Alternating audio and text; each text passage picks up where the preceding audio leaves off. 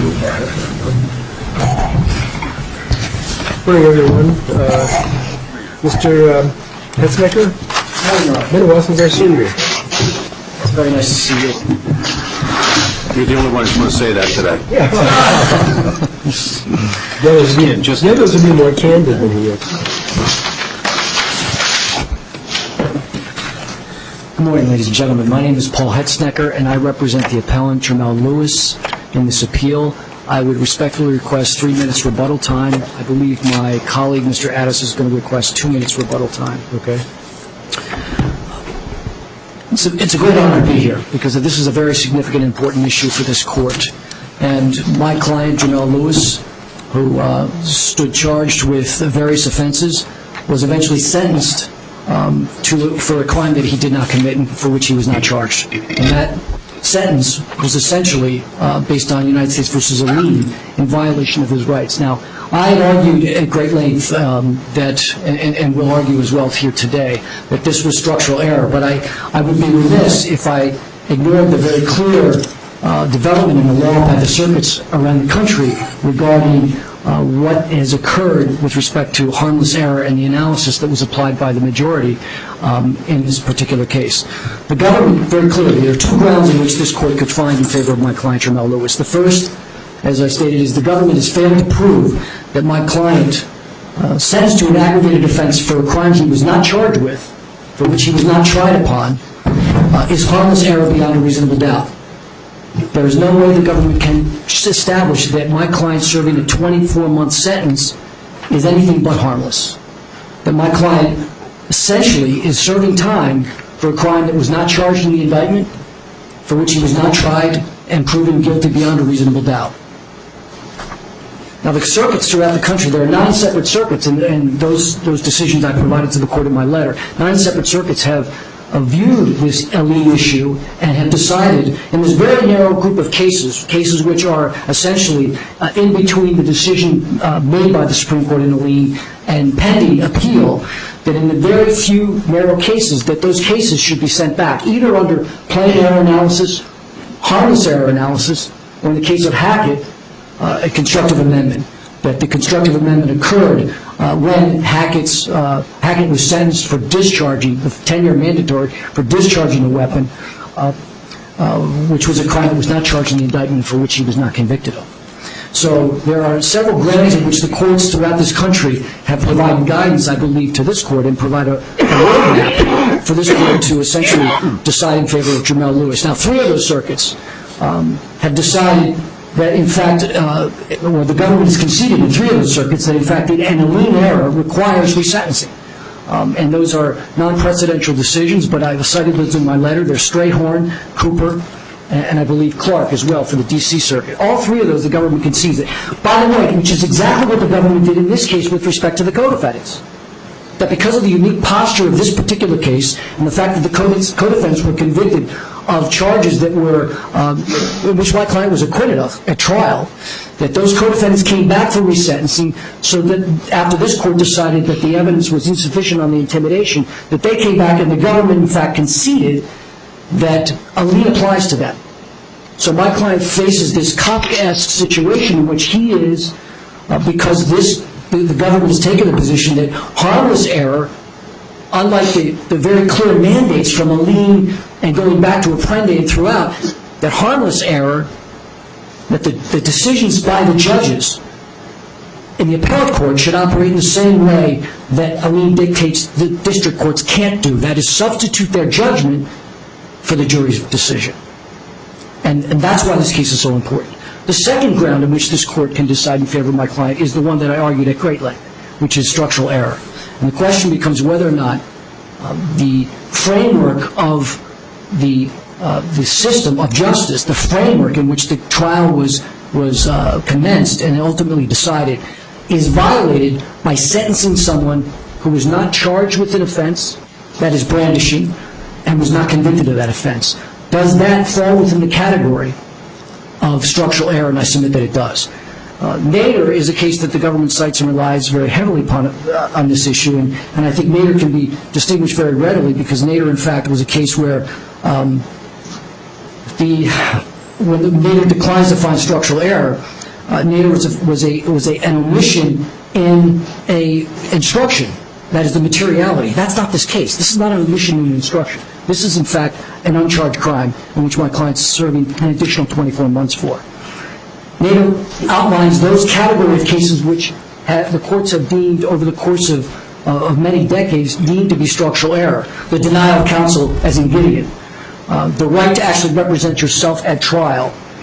The right to have an adequate instruction. The indictment here, unless I'm wrong, the indictment charges the very conduct that would be tantamount to brandishing. It just didn't label that conduct as brandishing. Is that at all significant? And if it isn't significant, why isn't it? The significance, Your Honor, is very clear that if we look at the indictment as being the star and the compass, the basis upon which we establish what is defended against at trial under the Fifth Amendment grand jury provisions.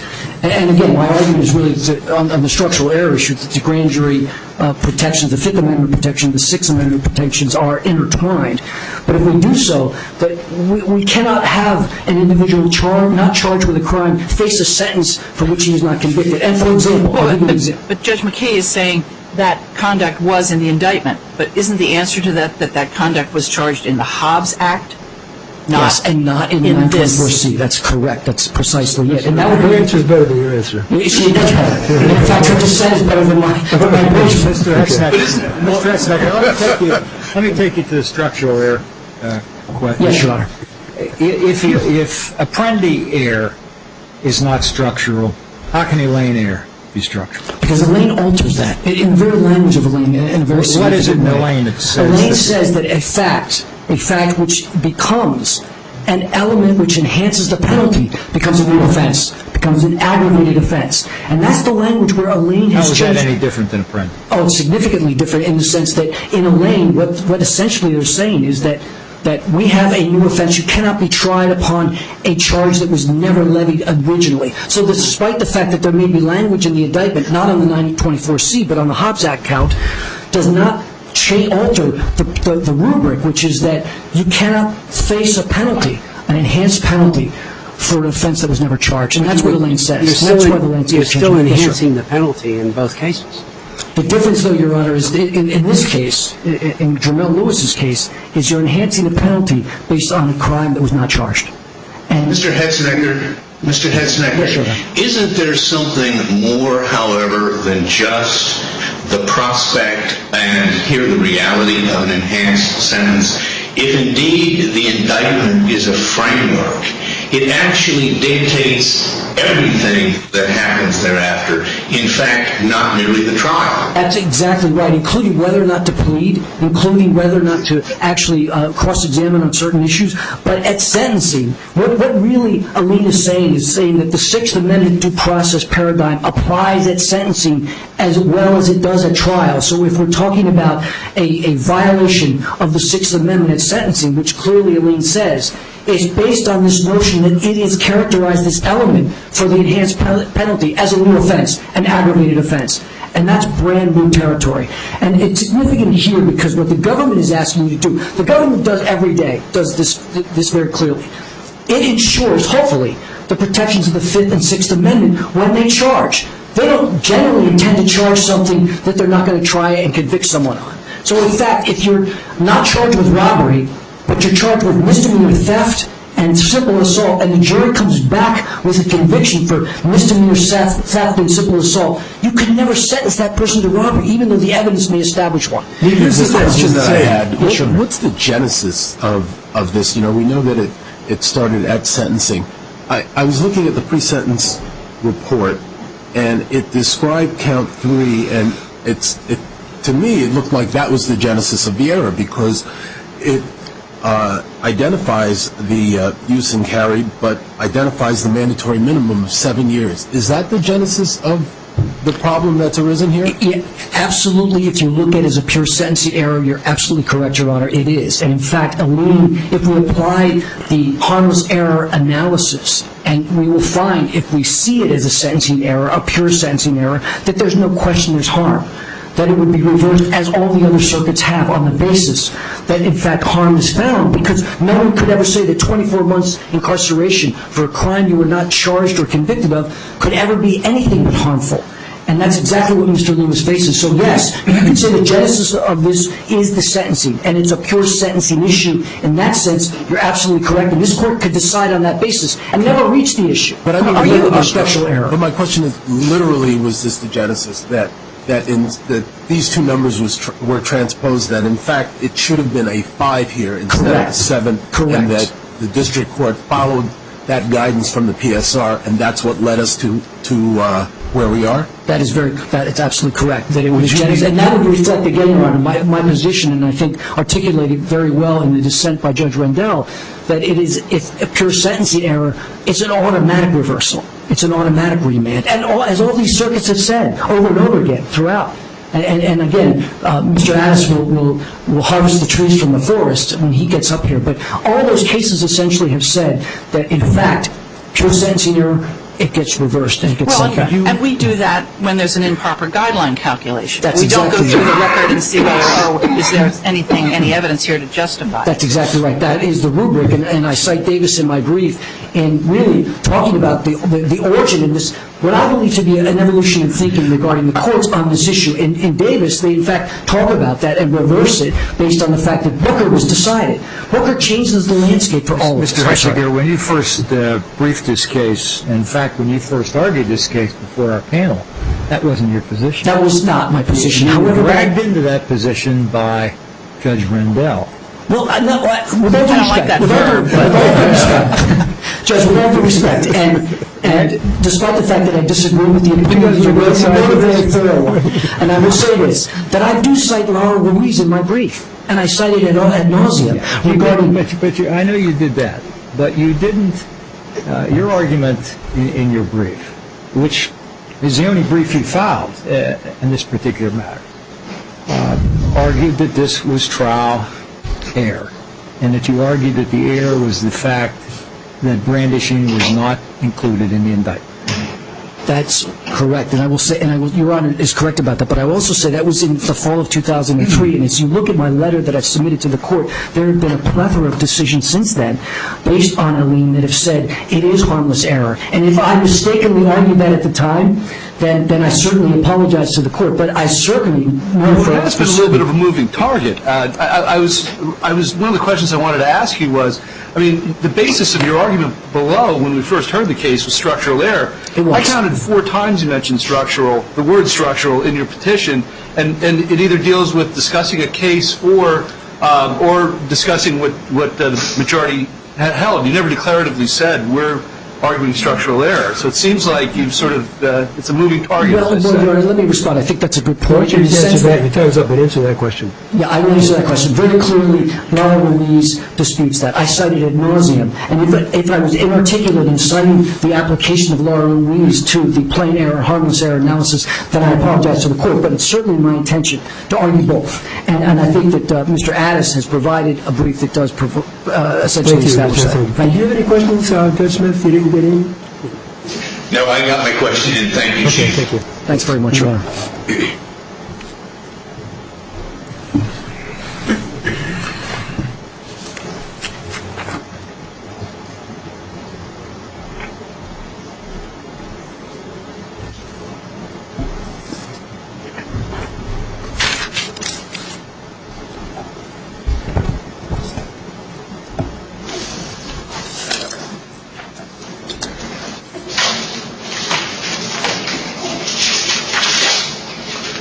May it please the Court. My name is Michael Addis, and I represent Amicus Curiae Amachi in this case. I'd like to start out by explaining all the things that everyone agrees on in the case. So everyone agrees that Mr. Lewis should have been sentenced for the crime for which he was indicted, tried, jury instructed, and convicted. That's the crime of using or carrying a firearm during a crime of violence. Everyone agrees that there was a lane error in this case because the judge applied a longer mandatory minimum sentence for a separate and aggravated offense of brandishing that was both unindicted and non-deliberated upon. Everyone agrees that that error violated Mr. Lewis's Fifth Amendment right to a grand jury indictment and Sixth Amendment rights to notice and a jury trial, and everyone agrees that Mr. Lewis preserved the error. The only question here is whether the error of sentencing a defendant for a crime for which there was no indictment, no trial, no jury instruction, and no conviction can be found harmless beyond a reasonable doubt. And I will explain Well, that... that jumps over the structural argument, though. That assumes, are you assuming that it is not structural, therefore we get to the harmless error analysis? Because we don't get to the harmless error analysis if it's structural error. No, our position is that it cannot be harmless under two ways. First, under a harmless error review, the question would be whether or not the government can prove beyond a reasonable doubt that the sentence in this case would have been exactly the same had the proper mandatory minimum sentence of 5 years been applied. And that's because the error in this case is a pure sentencing error, which I'll discuss in a minute. But we also take the position that this did amount to a structural error because it was a constructive amendment of the indictment. And if you look at it that way, it cannot be harmless for that reason as well, because it would totally avoid the harmless error analysis in the first place. I'm not sure how you view it. One, if you view it as a pure sentencing error, it seems to me you're giving more ground than you need to on the structural error argument, because I don't know of any case that says that a pure sentencing error is structural, but it's only a sentencing error because of what happened before. It's sentencing error because of what you mentioned, the failure to indict or really provide notice for the concept of brandishing. So the structural error only becomes, it's like Schrodinger's cat. You only know what it is when you look inside the box. You only see the error of the sentencing when you look back to what he was charged with in the indictment. So why would you say it's only a sentencing error? So it's only a sentencing error because of exactly as you pointed out. There was a complete crime charged in the indictment. That was the crime of using or carrying. The jury was instructed on all of the elements of that complete crime, using or carrying, and therefore the jury was instructed properly and completely for the offense that was charged in the indictment. And it was only at sentencing, as Judge Greenaway pointed out, that the improper mandatory minimum sentence was applied. And so it was a pure sentencing error because there was no error at all during the indictment, trial, jury instruction, or conviction phase. Mr. Addis, let me ask you this question. First of all, you did a great job on your brief. But in effect, representing the amicus as you are, aren't you reshaping the argument before this court? And can an amicus reshape an argument? I'm actually not reshaping the argument for exactly as Mr. Hetznecker pointed out. So in his brief, he cited extensively to the case of Laura Louise from the Eighth Circuit. And as he specifically pointed out in his brief, in that case, the court did not find a structural error. The court applied a plain error review and said that even under a plain error review, the pure sentencing error would not be harmless. Would you acknowledge in the only brief that Mr. Lewis's counsel has filed in this case that brief focused strictly on structural error? I would disagree with that because he specifically cited from pages 4 through 7 of his brief to the case of Laura Louise, explaining that in that case the error was not, where they held that the error was not structural, and they held that the error was a pure sentencing error that affected the length of the sentence and therefore could not be plain error and certainly could not be harmless error. But isn't Laura Louise something we should rely on because it doesn't even cite Cotton? And had it cited Cotton, it would come out to the totally opposite conclusion. Cotton would have mandated it. So Laura Louise really doesn't advance anything because it doesn't account for Cotton, correct? I would disagree with that. Does it cite Cotton? Not that I'm aware of. I don't believe it cites Cotton. But let me explain Cotton. So Cotton actually is quite a good case for Mr. Lewis. And the reason for that is that in Cotton, the defendant was, in the operative superseding indictment, was charged with a complete base offense. The jury was properly instructed on all of the elements of that complete base offense. And at sentencing, the judge applied an improper mandatory minimum, improper statutory maximum in that particular case, applied an Apprendi error. But in that case, there was no objection. And so the court was specifically looking at it under plain error review, which is an entirely different test than under harmless error review. But the court's analysis is actually quite helpful for a harmless error review. Because in that case, the court said there was error, that was plain, and then it also endorsed the view that there was a constructive amendment in this case. The court cited Sterone, and it also looked at other constructive amendment cases, and got to the jurisdiction question specifically because of the constructive amendment point. And it also made the point that where an objection is preserved, that it's well established that the grand jury indictment cannot be constructively amended. It was only under the fourth separate prong of that case, because of plain error, that the court held that the error, the Apprendi pure sentencing error, did not seriously affect the fairness, integrity, or public reputation of judicial proceedings. And since the court was only analyzing what the grand jury would have done under that prong is completely irrelevant here, where the defendant has no burden, and in fact it's the government's burden to prove beyond a reasonable doubt that the sentence length would have been the same. Let me see if I have your analysis correct. You're saying at the outset that Lewis objected to the Elaine error, and that's conceded. And that's, secondly, assuming he objected, is the Elaine error structural? And you're saying that that was brought up at least somewhat. But if it's not structural, then you're saying that it's not harmless error. Isn't that really your argument? Because you really don't get the plain error since he objected to the fact that there was Elaine error at the outset. That's absolutely correct. And I would say that the court does not need to address the structural error point if it doesn't want to. It can specifically go to the harmless error analysis. Why don't you address the harmless error point? I was going to ask a question about structural error. Okay. Would you agree, Mr. Addis, we would have to overrule Vasquez in order to find structural error here? Not at all. And I think the reason for that actually ties specifically into Judge Ambrose's question about pure sentencing error. So maybe I can address them together. In the United States v. Vasquez, this court was dealing with an entirely separate case. The indictment there charged an aggravated crime. The jury was not properly instructed on all of the aggravating elements of that charged crime. And the judge applied a sentence that was up for an aggravated offense for which the jury had not found all the elements, but that was included within the indictment. And so that's a very different case than here, because in that case there was an omission from the jury instructions. And so this court was able to analyze the evidence. There was an omission in the jury instructions in McQuenca, and there was a holding of no structural error. That's exactly right. So there was an omission from the jury instructions in McQuenca. So that can't have the significance you ascribed to it. But the indictment was correct, though, in McQuenca and in Vasquez. Correct. So the difference there is that in Vasquez, the indictment charged the aggravated crime. And so the defendant was both on notice of the charges, and also the jury instructions, you can view it as an omission because the jury instructions didn't include all of the elements that were in the indictment. But in this case... Doesn't that go back to what the Chief Judge was asking? Your argument can't be that any pure sentencing error is ipso facto structural, because these are cases we're talking about right now where there were problems that you're pinning back to the indictment. Something was in the indictment. That's what the real problem is. So is your position that all pure sentencing errors, as you've described them, are structural, or is it that where you have a constructive amendment of the indictment that affects the sentence, you've got a structural error? It's the latter view, that where there's a constructive amendment of an indictment, there's a structural error. But in this particular case, there was also a pure sentencing error.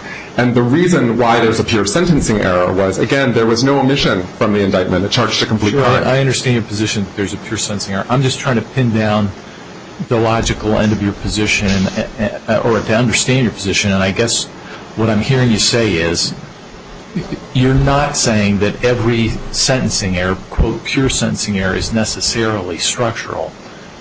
What you are saying is where you've got a sentencing error that's affected by a constructive amendment of the indictment, that is structural. Have I understood you correctly? That's correct. Okay.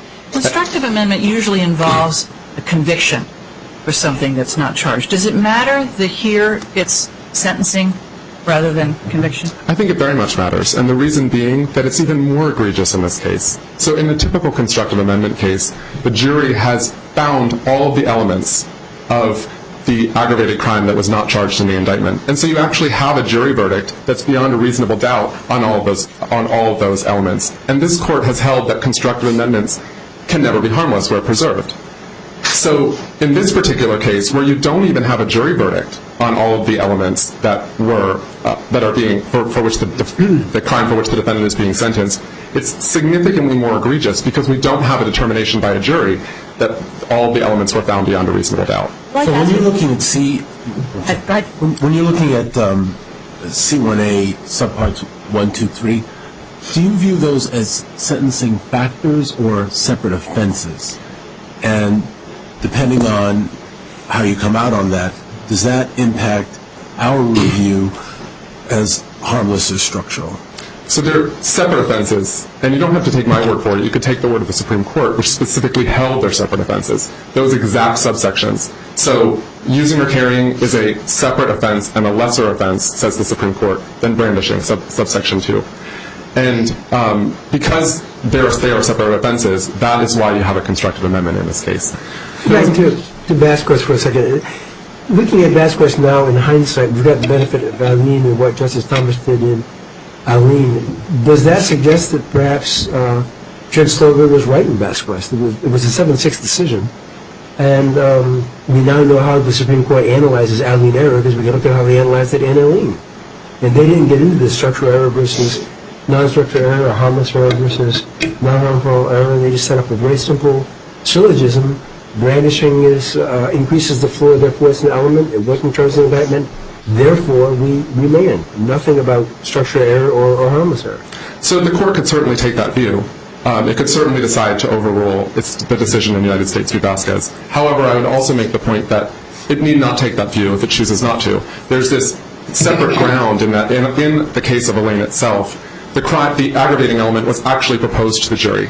And so in that case, the jury actually rejected that aggravating element. And so it's a different case than here, where the jury never had the opportunity to view the aggravating element. So you could take that difference and make a distinction out of it, or you could decide that the United States v. Vasquez was wrongly decided. Well, to get to that point, though, then you have to say there was trial error as well as sentencing error, whereas your argument was focusing that this is strictly a case of sentencing error. I'm not sure that I follow, Judge. She's talking about Vasquez. Well, in Vasquez? Yeah, but you're talking to distinguish this from Vasquez. You're saying that we can distinguish this also from Alene, because in Alene it was charged and here it was not. So consequently, doesn't that take you back into the initial analysis that Mr. Hetziger made, that this is both trial and sentencing error? No, not at all. So both the Alene case and this case were cases of pure sentencing error, but for different reasons. In the Alene case, there was a pure sentencing error because the jury had rejected an aggravated element finding. But in this case, there was pure sentencing error because the indictment did not charge an aggravated offense. The jury instructions, therefore, completely and properly instructed the jury on all of the elements on the charged offense, and it was only at sentencing that the judge applied an improper mandatory minimum sentence. The argument that you make seems almost identical to the position that Justice Ginsburg took in her dissent in Requenco, but that dissent didn't carry today. Why should we adopt that argument? So Washington v. Requenco was simply a different case than here. In that case, the state appellate court had looked at the case as an omission from the trial jury instructions and held that Apprendi errors across the board can never be harmless. The Supreme Court, in granting cert, simply looked at that one question, whether Apprendi errors across the board can never be harmless. And the defendant before the Supreme Court tried to argue that there was also an omission from the charging instrument in that case of state information. But the Supreme Court made clear that it was accepting, without reevaluating, the premise on which the state appellate court had treated the error. And under the view that there was an omission from the trial jury instructions, the Supreme Court held that where there's an omission from the trial jury instructions, that all Apprendi errors are not harmless. Yeah, so I think it was Judge Smith, did you ask everything you wanted to? If you wanted to ask anything? Thank you. No questions. Okay, Chief. thank you. Excuse me.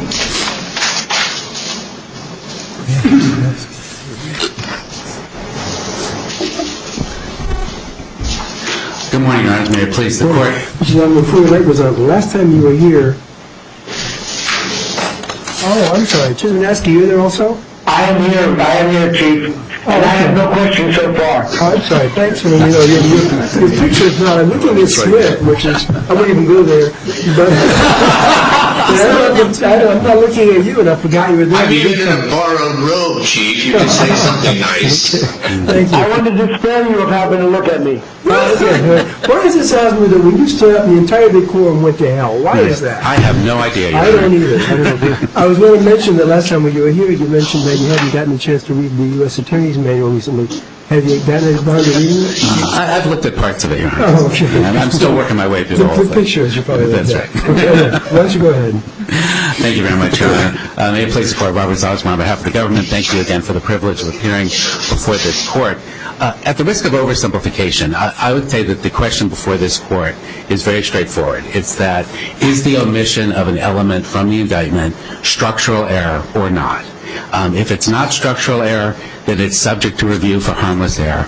And I don't think there can be any serious debate that the government can establish in this case beyond a reasonable doubt that the error was harmless. Why are we looking at this as... He's got on up to time. 5 minutes. 6 minutes. Oh, sorry. Now, Mr. Hessenecker cites cases mostly not precedential from other courts. We addressed them in our 28J letter.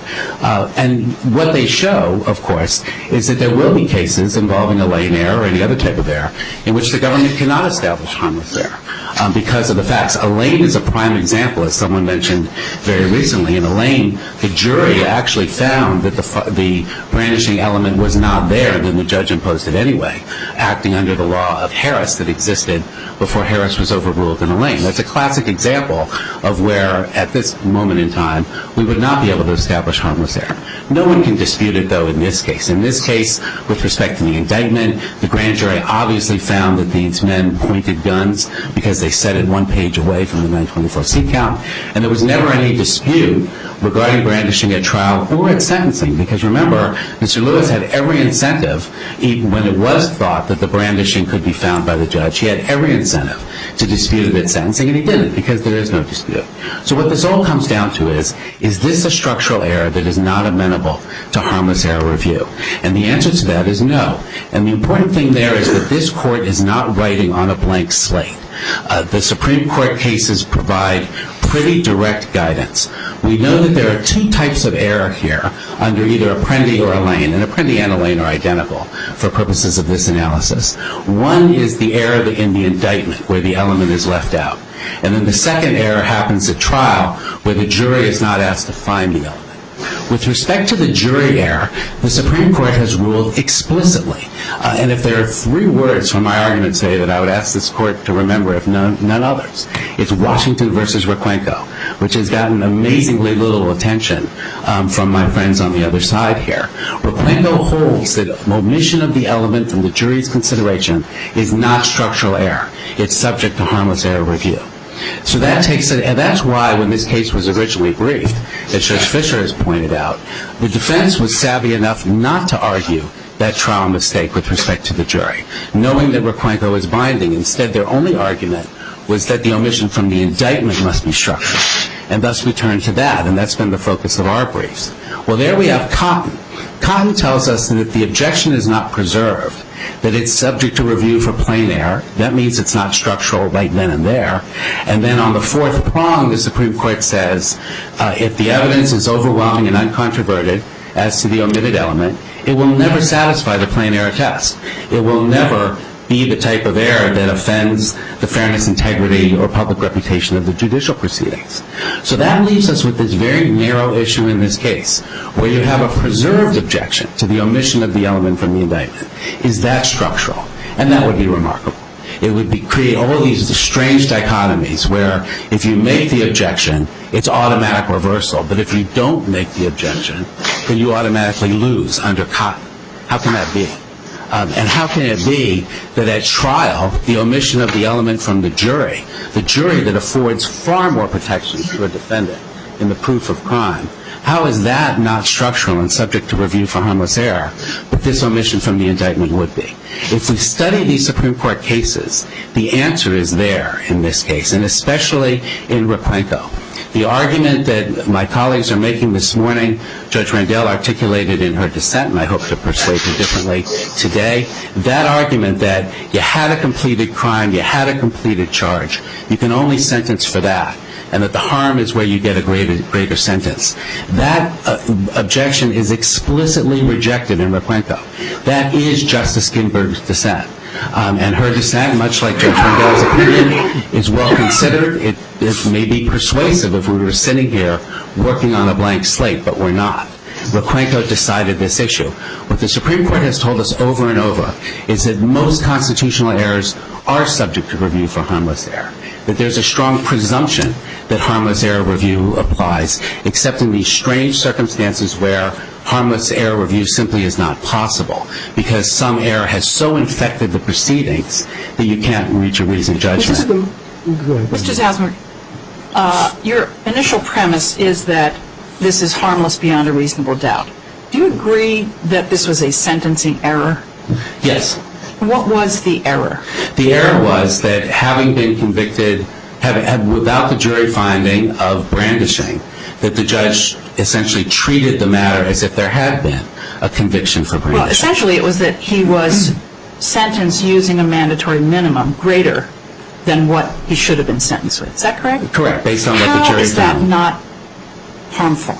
Well, in the same way that in Nader and Johnson, the omission of the element by the jury is not harmful. No, this is not an omission of an element. We're talking about a sentencing error. And we look at whether the error, which you can see was a sentencing error, was harmless. How was it harmless when you're sentenced to a mandatory minimum that is 2 years higher than what you should have been sentenced to? It is harmless because the analysis the Supreme Court gives us is you look at the record and you ask, would... That's when there's a trial error, when there's an omission from the jury instruction. Well, Your Honor, there is no case standing for the proposition that Your Honor is suggesting that a sentencing error is somehow different. Let's look at it this way. In Nader, the element of materiality is not submitted to the jury. One could readily say, looking at that verdict, that that jury did not convict the defendant of a crime. But he was indicted for it. In all these cases, there is an indictment and a charge so that the defendant was on notice of what the possible mandatory minimum was. Here, there was no such thing. He didn't contest it. There were $5 million withheld from an income tax return. The court said, look, it's obviously material. And the other difference, it seems to me, with Nader is that clearly it had to be found by someone. The problem there was that under the law of the jurisdiction, the court assumed materiality was something that had to be found by the court, therefore it wasn't submitted to the jury. But it's a very different situation. One, materiality was obviously established, and secondly, there was a dispute about materiality that he had to know had to be found by someone. It went to the wrong fact finder. Let me ask you this. May I answer that, Your Honor? Sure, please, go ahead. Because this situation is identical. Everyone knew in this case at all times that brandishing would be found. The question was by whom. It's identical to Nader. The reason this case was prosecuted the way it was Harris. He was never charged with brandishing. Exactly. Harris versus the United States was the law of the land. The Supreme Court had said in Harris that the government does not need to charge a fact increasing a mandatory minimum and does not need to prove it to a jury. So everyone identically in this case knew that brandishing was going to be in play at sentencing, and we were operating under Harris until 2013. Elaine reverses Harris. Gowden reverses the courts that say that materiality is for the judge instead of the jury. This is an identical situation. Why couldn't the district judge... Before you do that, let me finish with a... I'm sorry. Yes, this is what troubles me. Seems to me the most analogous case here is Elaine itself. Reading from the conclusion in Elaine, Justice Thomas said here, very simple, the syllogism I mentioned earlier to either Mr. Hetzneck or Mr. Addis. The sentencing range supported by the jury's verdict was 5 years imprisonment. The district court imposed the 7-year mandatory minimum based upon its finding by preponderance of the evidence, because the finding of brandishing increased the penalty to which the defendant was subjected. It was an element. The court then goes on to thus violating the Sixth Amendment right. Accordingly, we vacate the Fourth Circuit's judgment and with respect to the sentence under the requisite statute and remand for resentencing. Basically, they said, look, brandishing is an element. Brandishing wasn't charged. He was sentenced for brandishing, and therefore we remand for resentencing. Very, very simple solutions. Why shouldn't we follow the case which is the most analogous to this? Because, Your Honor, Elaine states that this was an error, and we acknowledge that there was an error here, given the fact that Elaine came along. It doesn't address the application required by Rule 52 of harmless or plain error review, because the issue wasn't presented, nor could it be. Because in Elaine, no one could contest that that error would not be harmless if the jury has to make the finding, because the jury in Elaine made the opposite finding. If those were the circumstances here, I would not be before the court. That's the whole point of harmless error review. There's still a significant burden on the government, but in those cases, such as this one, in which the error is harmless beyond a reasonable doubt, Rule 52 bars relief. That's where Cotton comes in. Cotton is a... Which wasn't cited in Alene. Alene never cited Exactly, Cotton. because the harmless error issue is not presented to the court. The government did not argue it. But in Cotton, it's an Apprendi error, which is the same as here. The men are convicted of a drug offense with no quantity. It's a 20-year maximum. One is sentenced to life. Several are sentenced to 30 years. A clear Apprendi error. But there, the government appropriately does argue plain error review because the objection was not made and because the evidence of quantity was uncontroverted and overwhelming. When the Supreme Court has to take on Rule 52, it does. But the key in Cotton was the plain error aspect. And in fact, part of the reasoning of the court as to why it didn't offend, the justice system under the fourth prong was based upon the fact that there was no objection lodged at all. This is a very different case. Well, no, Your Honor, what Cotton did was it looked at the full record and it saw that there was no objection to the quantity. In the same way here, that there's never been a factual objection to the quantity. But that had to do with the fourth prong of plain error entirely. Well, it did, but let me talk for a moment about that, if I may.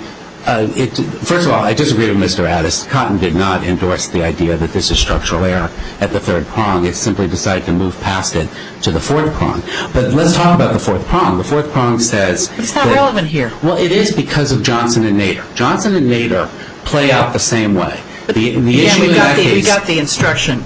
The issue in that case is failing to submit an element to the jury. Right. Johnson comes first, and it says not subject to plain error review, and it is subject to plain error review, and it proceeds in the exact same form as Cotton does later. It says we don't have to bother with the third prong, we're going to rule on the fourth prong. But you can't analogize a situation where it just has to do with a jury instruction to the situation here where it has to do with the indictment. That's the question. But if I could finish I'll address both points. Nader comes along where there is a preserved objection to the omission of the element. And it relies on Johnson, and it says we may not have decided there that it's not subject to structural error, but we did decide that it doesn't offend the fairness of judicial proceedings, and it said that, quote, cuts against a finding of structural error. We are in the identical circumstances here, and I just respectfully disagree. When you say we're in the identical circumstances, I'm just puzzled by that, Mr. Zosmer. How are we in the identical circumstance when you have admitted, as you must, that the man was never indicted for the crime that he was sentenced for?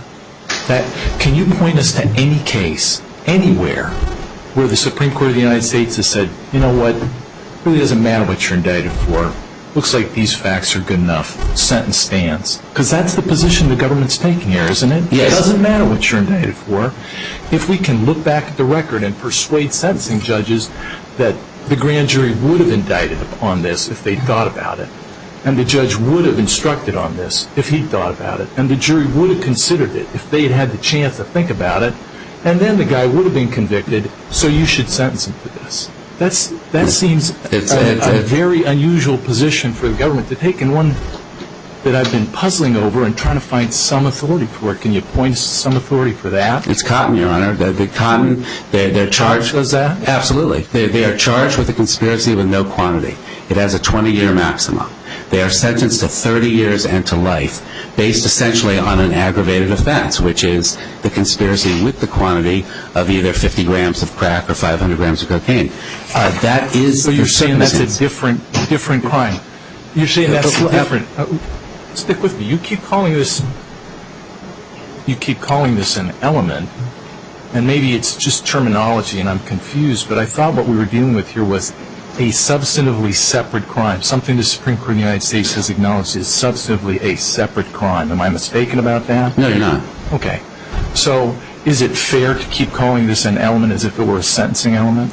Well, what the Supreme Court has called it, and it is terminology, the court has called it an element of an aggravated offense. It's a more serious offense.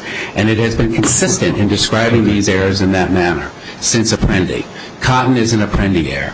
But these are immaterial differences. Apprendi error is where you are sentenced above the statutory maximum that would otherwise apply. How can it be an immaterial difference? Follow up on that. Why don't you finish and then I'll go ahead. Well, I'm just wondering how you can call this an immaterial difference when it's got 2 years of difference in prison. Well, that's not what I meant, Your Honor. I meant the difference between Apprendi error and Elaine error doesn't exist. They're the same type of problem, which is where you have a sentence based on a charge that was not presented, based on a fact that was not found by the jury.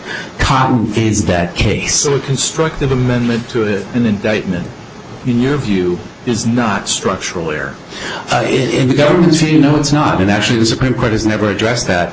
I'll rest on that part of Judge Mandel's dissent, where she appropriately noted that Sterone, the constructive amendment case, preceded Chapman and the development of the harmless error doctrine in the Supreme Court.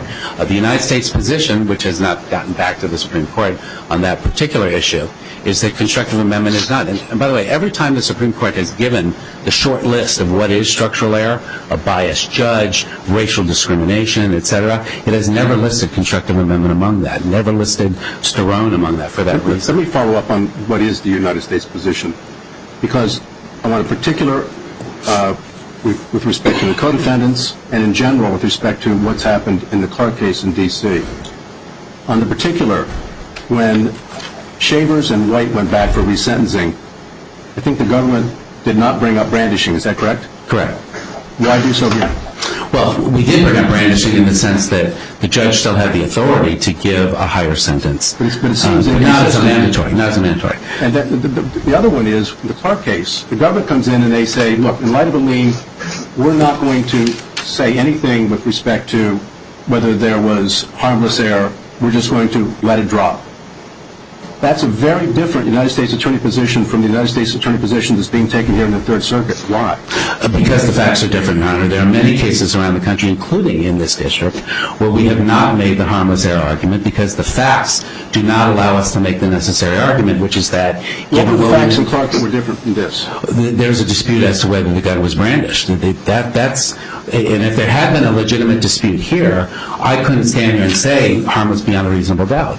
But I can say it here because, and Requenco permits this, because there was never a dispute about it. This robbery could not have been committed other than a gun. Mr. Sizemore, you're saying that Requenco allows the following situation. Any time that a district judge thinks that there's a fact that's been presented that would allow an enhanced sentence, although the government didn't list it in the indictment and didn't get the jury to find that fact, that judge could now, in the exercise of his or her discretion,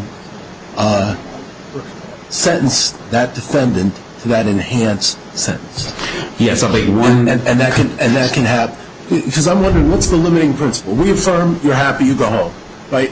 So that means every district judge faced with this conundrum in the future can say, I found this fact, I'll enhance. Are you taking it even a step further than that? Because you're saying that even if that crime was not found by the grand jury for purposes of the indictment, that the judge can impose sentence on a different crime. So if the facts that come out during trial would support a different crime than had been before the grand jury or the jury, that a judge can impose sentence on a completely different crime. Okay, several questions if I can unpack, Your Honor. First of all, just a slight qualification. I'm not suggesting that Requenco answers the indictment part, and that's why this case was briefed the way it was by the defense. Requenco certainly resolves this as to the trial part, not having a jury make the finding. And I'm arguing that Requenco informs the indictment decision as well. I'm not saying that the Supreme Court has resolved it. But to answer both of your questions, yes, the judge can find a fact that leads to an enhanced sentence. The limiting principle is the requirement that the government prove that the error was harmless beyond a reasonable doubt, which is a very substantial burden. That goes back to Judge Rundell's question. What's your question? You never got into it? I did, Chief. And in fact, Mr. Sussman seems to have anticipated it a bit in his most recent comment regarding Requenco. Those were Washington versus Requenco were the three resounding words that I understood you to want this court to take away from oral argument. Am I correct? Yes, sir. And yet, as I understand it, the majority in Requenco treated the case as one of judicial fact-finding and sentencing, and they did so simply because the Washington State Supreme Court had viewed it that way, and in doing so, if I recall correctly, the majority expressly declined to entertain the defendant's argument that the charging error distinguished the case from Nader. If I'm right about that, and if I'm reading or hearing correctly what you said a moment ago, then Requenco isn't about to bear all the weight you've suggested it would. It doesn't answer the question whether the omission of an element from the charging instrument and the omission of a jury instruction followed by judicial fact-finding and sentencing can be harmless. So why is Requenco so important to you? Well, Requenco is important because we've had this new argument presented by the defense that we have here a mistake in the trial jury not finding this as well as the grand jury. Requenco is dispositive with regard to the trial jury not finding the element. And it's informative with regard to the indictment error. Because remember, at a trial, it would be quite odd. Informative is what a lot of the cases here, probably all of the cases are here. So I'm trying to figure out why it is as important as you suggested in your early comments to us in your argument. Well, let's look at it this way. Requenco holds, and Nader before it, holds that a jury does not have to find an element of an offense, and the court can still sentence for that offense. And so the argument we're left with here is that, but the grand jury does have to find the element. And that would be, if that's the outcome of all this, I would respectfully suggest that is passing strange because it's the jury, the trial jury, that gives all the protection to the defendant. The purpose of the grand jury is to find probable cause in a non-adversary proceeding in which it's not public, there's no judge, there's no right to exculpatory evidence, all the protections that apply at trial. So an indictment's not really meaningful. The grand jury puts notice and lets the defendant know what he's up against. Let me put some facts that illustrate what Judge Jordan and Judge Krause are asking. If the defendant is charged with manslaughter, he's tried for manslaughter, the jury is instructed on manslaughter, he's convicted of manslaughter. At sentencing, the judge finds it in the record there was overwhelming and uncontroverted evidence regarding premeditation. The judge, under your position, could sentence him for murder rather than manslaughter. Is that correct? Two answers to that question. First of all, yes. One of them is no. Well, no, first is yes. Yes. First is yes. The logical outcome of our position is yes. But let me suggest also that, now again, we have that limiting principle that I think would be effective in every case. But let me go further than that. That is a difficult question that I would suggest that this court does not necessarily have to reach because you have to look at the difference in the mistakes here. This case, actually much like Nader, and as Judge McKee was referencing earlier, this case does not involve the problem of notice. The situation we have here, the Elaine error we have here, involves an element that everyone knew about and that everyone knew. Charging what you are charged with. Correct, but at the time this case was brought, the Supreme Court of the United States had said, you do not need to charge this. And everyone knew that it would be presented at sentencing, and that's why it came up in the PSR, and that's why the 7 years was imposed. But the Supreme Court is... Your hypothetical is more difficult, and I'm not sure that the court needs to reach it. In a case like this where you have the notice function served, and that everyone knows based on Harris what's coming in this case, all you have is the omission from the indictment. You're left with a straightforward harmless error question, which is, had this issue been presented to the grand jury, what would it have done? And we know that answer. But the landscape changed since Harris, so we're not talking, this goes back to Judge Jordan's question, we're not talking about an element where there was an instruction on an element. We're talking about something the Supreme Court has said is a different crime. So to put it even more starkly, the government's suggesting that if there's a trial on, say, money laundering charges, and in the course of that there's evidence that comes in where the trial judge concludes that there's evidence of trafficking of more than 5 kilos here, that the judge could impose a mandatory minimum on a drug offense without that ever having been charged before a grand jury or found by a jury. How could that be? Your Honor, I am not arguing that there was no error here. Everybody acknowledges there was an error we now know based on Elaine. What this case is about, I suggest, is this one of those rare errors that is not amenable to harmless error review? Is it the seventh that gets added to the list of 6 errors and only 6 errors that the Supreme Court has identified? Or do we subject to harmless error review? And the hypotheticals that you're giving, I'm suggesting, would never satisfy harmless error review. Even if we look at it from a harmless error perspective, aren't we talking here in terms of the substantial rights that are affected, not just the additional time in jail, but we're talking about a violation of the Fifth as well as Sixth Amendment rights? To have your case charged before with the grand jury and found beyond a reasonable doubt by a jury. Again, that's the error, and it's a constitutional error. But there are reams of constitutional errors that are subject to review for harmless error. That is the norm. But that's what the Supreme Court tells us. So simply to talk about the importance of these rights, which I don't dispute in the least, the importance of the Fifth and Sixth Amendment, does not answer the question. What if the evidence in this case had shown that all three involved in the robbery had guns, but one had a gun in his waistband, and the trial testimony was equivocal as to which of the 3 had the gun in the waistband, and the other 2 had the guns out front?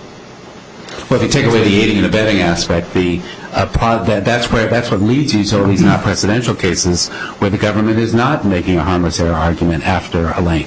If there is a reasonable debate, by definition... So you concede that on those facts it would not be harmless error? Well, the easier case is if you had one gentleman and there was equivocal evidence as to whether it stayed in his waistband or came out, the error would not be harmless. The answer that you response you gave to Judge Rendell was in effect an answer to Judge Greenaway's question. What are the consequences of this case? The consequences of this case are scary. It sets my hair on fire, frankly. That is Judge Rendell's question. Is there a lasting impact with this case? I mean, given that we now have Apprendi and we have a lane, is this a one-off case, or does this have a lasting impact on other cases? Everything has to go before a jury except maybe evidence of a prior conviction. Well, the significance of the case with regard to a lane is diminishing with the passage of time because, of course, now we're charging these things. If Lewis had been charged today, by the way, obviously we would have charged, the jury would have found it. Are there other cases in the pipeline? There are some other appeals in the case line, but you're right. It's diminishing over time. What we learned, though, the significance of this case, and I'll come back to Judge Ambrose's point, the significance of this case is that these problems seem to crop up. We now have 15 years of experience in which sentencing law keeps shifting under our feet, and these issues recur. This is Vasquez again, and I do think this court would be overruling Vasquez to find that this is structural error, when all the courts at that time held that Apprendi error is not structural. So that's the significance of this case. Is it scary? No, it's not. It's not scary in the same way that Nader and Requenco are not scary. Your answer to Judge Rendell is it was not scary for somebody who was a defendant? Somebody was a judge scared me. Sure, and again, I don't believe that it's... I thought you were going to say it is scary, but it's only as scary as Nader and... Well, what I'm saying is, I don't believe that the hypotheticals that have been given are a realistic possibility where the burden is on the government to prove harmless error beyond a reasonable doubt. But how is this any scarier than Cotton, in which a man is sentenced to life imprisonment, and the Supreme Court not only upholds that sentence, but Chief Justice Rehnquist, at the end of that opinion, says what would be a miscarriage of justice would be to let him off of the sentence that he deserves based on the crime that he undoubtedly committed. Because he never said anything. He never brought it to the attention. Do you believe Cotton would be decided the same way today? Well, I have to assume that, and this court is bound by it until the Supreme Court says otherwise. Mrs. Osner, one other question I have for you. The other side relies pretty heavily on Laura Ruiz. Can you distinguish it? How do you distinguish Laura Ruiz? Why should this court not follow a 10th Circuit here? Well, Laura Ruiz, first of all, says that the error is not structural. It then proceeds to apply plain error review and say this is always going to be plain error. It relies on an earlier 8th Circuit case from 2001 that was overruled by Cotton. And so, much as I respect the 8th Circuit, I don't think it's one of its finest moments. It didn't address the very substantive discussion that we're having here this morning, which requires us to look at Cotton and Nader and Johnson and then later at Requenco. So it's simply incorrect based on its insufficient reasoning. You said... I'm sorry. Okay. Before when the case goes back to the district judge for resentencing next month, the government's going to take the position that the indictment gave notice only for the mandatory minimum of 5 years for the use and carry. The jury made no finding. That's our position. Here, with the same scenario, co-defendant, you're arguing that this court should ignore the very position you're going to take, and that's why I guess it's not really scary, so to speak, because the government's not going to take a position like that's been put forth in that hypothetical, because the government is going to stand up and take a position, this is what's charged and this is what's sentenced. But here you're asking us to kind of ignore that and do something different. How do you reconcile those two positions? Well, we're required to follow the law, and the law on appeal is Rule 52, which imposes the harmless error or plain error rule because of the fundamental principle that not everything gets reversed and we don't keep redoing everything where the error is inconsequential. When we're before the district court at sentencing where the objection is properly made, we need to follow the law there and say that this is how it has to be sentenced. But that's because it would be inappropriate for any other sentence to be imposed. So why would it be inappropriate here? If I could answer, it would be an error, and we don't invite district courts to commit error. If I could pull the lens back just a little bit, again, I've talked about this Apprendi revolution and all the changes that keep happening with Blakely and Booker and now Elaine.